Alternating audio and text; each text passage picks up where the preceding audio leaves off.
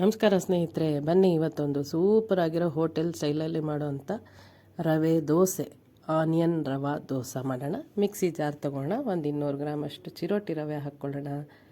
200 gram ಚಿರೋಟಿ ರವೆ ಹಾಕ್ಕೋತಾ ಇದ್ದೀನಿ.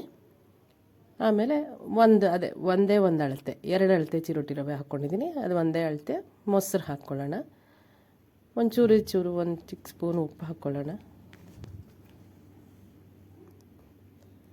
ಆಮೇಲೆ ಒಂದು ಅಳತೆ ನೀರು ಹಾಕ್ಕೊಂಡು ತಿರುಗಿಕೊಳ್ಳೋಣ. ಇನ್ನೊಂದು ರವೆ ಹಾಕ್ಕೊಳ್ಳೋದು ತೋರಿಸ್ತಾ ಇದ್ದೀನಿ. ಈಗ ಮೊಸರು ಹಾಕ್ಕೊಳ್ಳೋಣ. ಮೊಸರು ಹಾಕೋದು ತೋರಿಸ್ತೀನಿ. ತುಂಬ ಚೆನ್ನಾಗಾಗುತ್ತೆ ಫ್ರೆಂಡ್ಸ್, ಮಾಡಿ ನೋಡಿ. ಗರಿಯಾಗಿರುತ್ತೆ. ಇದು ಒಂದು 3 ಜನಕ್ಕಾಗೋಷ್ಟು ಮಾಡ್ತಾಯಿದ್ದೀನಿ ಇವತ್ತು ದೋಸೆನ. ಇಷ್ಟು ಹಾಕ್ಕೊಂಡ್ರೆ 3 ಜನಕ್ಕಾಗೋಷ್ಟು ತಯಾರಾಗುತ್ತೆ ನೋಡಿ. 2 ಅಳತೆ ರವೆ, 1 ಅಳತೆ ಮೊಸರು, ಅಷ್ಟೇ 1 ಅಳತೆ ನೀರು, ಒಂಚೂರು ಉಪ್ಪು ಹಾಕೋಣ. ಆಮೇಲೆ ಒಂಚೂರು ಹಾಕಬೇಕಾಗತ್ತೆ. ಹಾಕಿ ಈಗ ನೀರು ಹಾಕಿ ನುಣ್ಣಗೆ ತಿರುಗಿಕೊಳ್ಳೋಣ ನೋಡಿ. ಈಗ ನೀರು ಹಾಕೋದು ತೋರಿಸ್ತೀನಿ. ನೀರು ಹಾಕಿ ನುಣ್ಣಕ್ಕೆ ರುಬ್ಕೊಳ್ಳೋಣ. ನೀರು 1 ಅಳತೆ ನೀರು. ಇನ್ನೂ ಒಂದು ಸ್ವಲ್ಪ ಇಲ್ಲೇ ಹಾಕ್ಕೋಬೋದು, ನಾನು ಆಮೇಲೆ ಹಾಕೋದು ತೋರಿಸಿದ್ದೀನಿ ಅಷ್ಟೇ. ಇದು ಎಷ್ಟು ನೀರಾಗಿ ಮಾಡ್ಕೋತಿರೋ ಅಷ್ಟು ಚೆನ್ನಾಗಿ ಬರುತ್ತೆ. ದಪ್ಪ ಆಗಿಬಿಟ್ರೆ, ತಿಕ್ಕಾಗಿ ಮಾಡ್ಕೊಂಬಿಟ್ರೆ ದೋಸೆ ದಪ್ಪ ಆಗಿಬಿಡುತ್ತೆ ನೋಡಿ. ಇನ್ನೂ 1 ಅಳತೆ ನೀರು ಹಾಕಿದೆ. 1 ಅಳತೆ ಹಾಕಿ ತಿರುಗ್ಕೊಂಡು ಆಮೇಲೆ 1 ಅಳತೆ ನೀರು ಹಾಕ್ಬೋದು. ಆಮೇಲೆ ಇಲ್ಲ ಗಟ್ಟಿಗೆ ರುಬ್ಕೊಂಡು ಒಂದು ಬೇಸಿನ್ಗೆ ಹಾಕ್ಕೊಂಡು ಅದಕ್ಕೂ ನೀರು ಬೆರೆಸಿ ನೀರು ಥರ ಮಾಡ್ಕೋಬೋದು ನೋಡಿ. ಈಗ ಹಿಟ್ಟು ತಯಾರಾಯಿತು.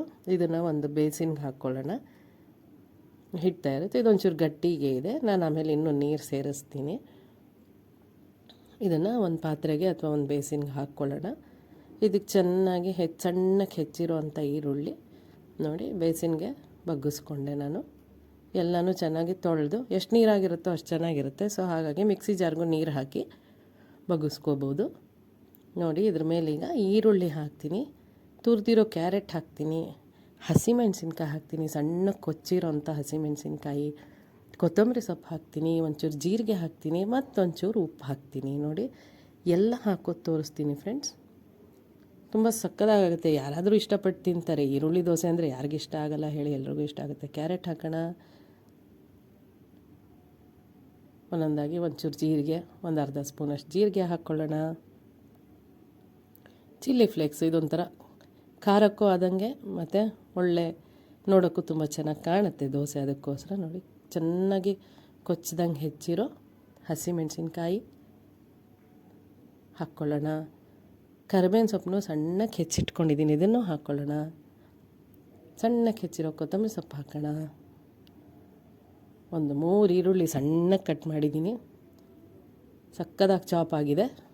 ಚಾಪರಲ್ಲಿ ಚಾಪ್ ಮಾಡಿ ಇಟ್ಕೊಂಡಿದ್ದೀನಿ. ಇದನ್ನು ಸೇರಿಸ್ಕೊಳ್ಳೋಣ. ಎಲ್ಲನೂ ಚೆನ್ನಾಗಿ ಮಿಕ್ಸ್ ಮಾಡಿ ನೀರಾಗಿರೋಂಥ ಹಿಟ್ಟು ತಯಾರು ಮಾಡ್ಕೊಳ್ಳೋಣ.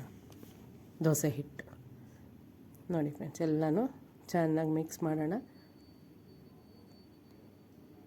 ಇನ್ನೊಂಚೂರು ಉಪ್ಪು ಹಾಕಿದ್ದೀನಿ ಇಲ್ಲಿ. ಅವಾಗ ಹಾಕಿದ್ದು ಕಡಿಮೆ ಅನ್ನಿಸ್ತು. ಎಲ್ಲನೂ ಚೆನ್ನಾಗಿ ಮಿಕ್ಸ್ ಮಾಡಿ ನೋಡಿ. ಈ ಥರ ನೀರಾಗಿ ಒಂದು ಹಿಟ್ಟು ತಯಾರು ಮಾಡಿಟ್ಕೊಳ್ಳೋಣ. ಇದು ನೀರಾಗಿದ್ದಷ್ಟು ತುಂಬ ಗರಿಯಾಗಿ ಬರುತ್ತೆ. ದಪ್ಪ ಆಗಿಬಿಟ್ರೆ ಮೆತ್ತಗಾಗ್ಬಿಡುತ್ತೆ. ಈಗ ಒಂದು ತವ ಇಡೋಣ. ಇದು ವಿಡಿಯೋ ತೆಗಿವಾಗ ಸರಿಗೆ ತೆಗಿಲಿಲ್ಲ, ಎಕ್ಸ್ಕ್ಯೂಸ್ ಪ್ಲೀಸ್ ನೋಡಿ. ತವ ಇಟ್ಬಿಟ್ಟು ಹೀಗೆ ತೆಳ್ಳಗೆ ದೋಸೆನ ಹರಡ್ಬಿಡೋಣ. ಸ್ವಲ್ಪ ಎಣ್ಣೆ ಹಾಕೋಣ. ಮುಚ್ಚೋದೇನು ಬೇಡ, ಹಾಗೆ ಬೇಯಕ್ಕೆ ಬಿಡೋಣ.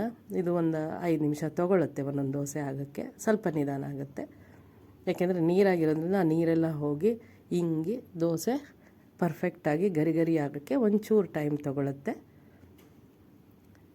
ಸೂಪರಾಗಂತೂ ಆಗುತ್ತೆ ನೋಡಿ. ಎಷ್ಟು ಗರಿಯಾಗಿ ಕ್ರಿಸ್ಪಿಯಾಗಿ ದೋಸೆ ರೆಡಿನೇ ಆಗೋಯ್ತು. ರವೆಯಲ್ಲಿ ಮಾಡಿರೋದ್ರಿಂದ ಏನೂ ಅಂಟ್ಕೊಳ್ಳಲ್ಲ. ತವದಿಂದ ಹಾಗೆ ಬಿಟ್ಟು ಬರುತ್ತೆ ನೋಡಿ. ತಿರುಗಿಸಾಕೋಣ. ಆ ಕಡೆನೂ ಬೇಯಿಸೋಣ. ರೆಡಿನೇ ಆಗೋಯ್ತು ರವಾ ಆನಿಯನ್ ದೋಸೆ. ಒಂಚೂರು ಬೆಣ್ಣೆ ಹಾಕ್ಕೊಂಡು ಇವತ್ತು ಇದಕ್ಕೆ ನಾನು ಕಡಲೆಕಾಯಿ ಬೀಜ ಈರುಳ್ಳಿ ಚಟ್ನಿ ಮಾಡಿದ್ದೀನಿ. ತುಂಬ ಸೂಪರಾಗಿರುತ್ತೆ ನೋಡಿ. ಸಖತ್ತಾಗಿರೋ ಸೂಪರಾಗಿರೋ ರವಾ ಆನಿಯನ್ ದೋಸೆ, ರವೆ ಈರುಳ್ಳಿ ದೋಸೆ ರೆಡಿನೇ ಆಗೋಯ್ತು. Thank you so much friends. Thanks for watching.